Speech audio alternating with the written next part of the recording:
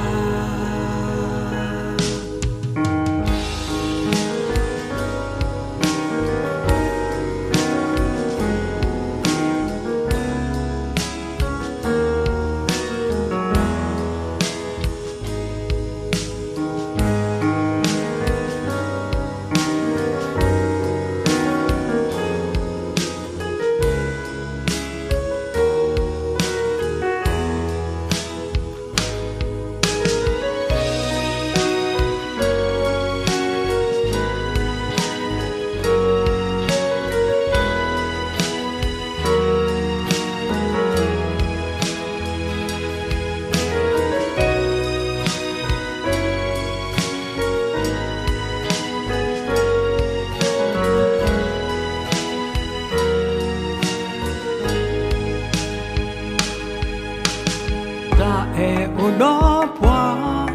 pepa oda bulala ta uno pwa pepa leta bulala na me we pwa la na pa ya na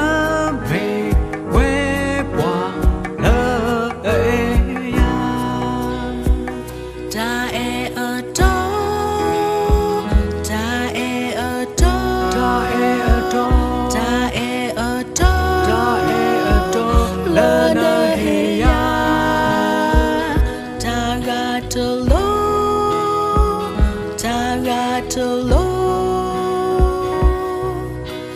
na me we pwa la go uno ya te so da